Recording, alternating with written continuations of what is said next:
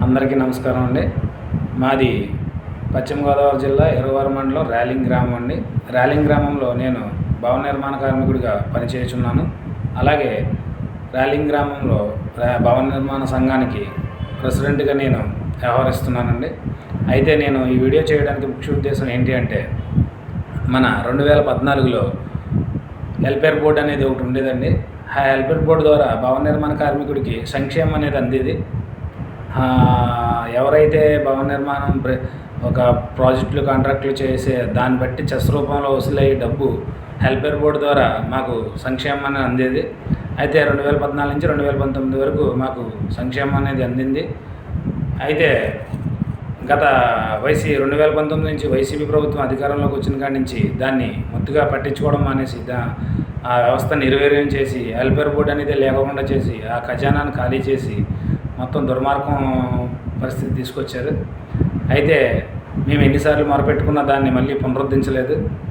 సరే, ఇంకా ఇలా జరగదు, ఇలా జరుగుతుంది కాబట్టి ఇది సాధ్యమయ్యే పని కాదని మేమందరం కూడా కంకణం కట్టుకుని కూటమి ప్రభుత్వానికి ఓట్లేసి కూటమి ప్రభుత్వాన్ని మేము గెలిపించాము.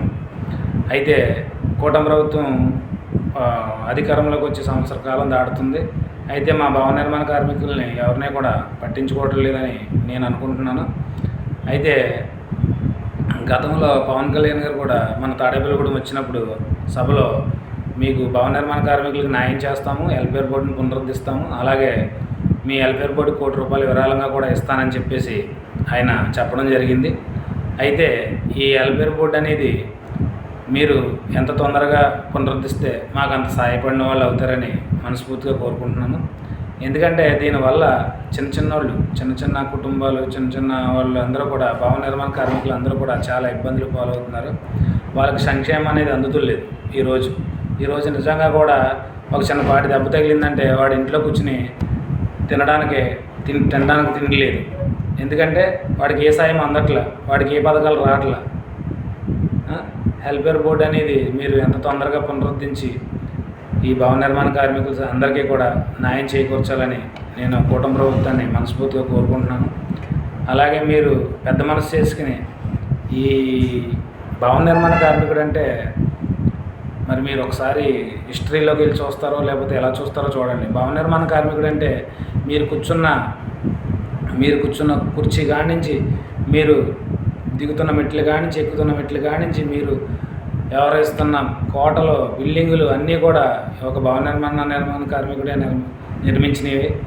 అలాగే మీరు రైతులను ఎలా గుర్తిస్తారో, అలాగే ఇతర కార్మికులు, చేనేత కార్మికులను ఎలా గుర్తిస్తారో, అలాగే మా భవన నిర్మాణ కార్మికులను కూడా ఈ ప్రభుత్వం గుర్తించాలని, మాకు తగిన న్యాయం చేయాలని నేను కూటమి ప్రభుత్వాన్ని కోరుకుంటున్నాను.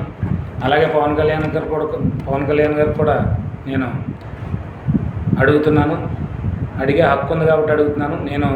నేను కూడా ఒక జన సైనికుడిని, హక్కు ఉంది కాబట్టి అడుగుతున్నాను. పవన్ కళ్యాణ్ గారు, మీరు కూడా మాకు న్యాయం చేయాలి. త్వరగా మా హెల్పర్ బోర్డు అనేది పునరుద్ధరించాలి. మా భవన నిర్మాణ కార్మికుడు ప్రతి ఒక్కరికి కూడా సంక్షేమం అనేది ఆ హెల్పర్ బోర్డు ద్వారా అందే సంక్షేమం అనేది ప్రతిదీ కూడా అందించేలాగా, అలాగే పెండింగ్లో ఉన్న క్లెయిమ్స్ అన్నీ కూడా రివ్యూ అయ్యేలాగా మీరు చర్య తీసుకోవాలని మనస్ఫూర్తిగా కోరుకుంటున్నాను.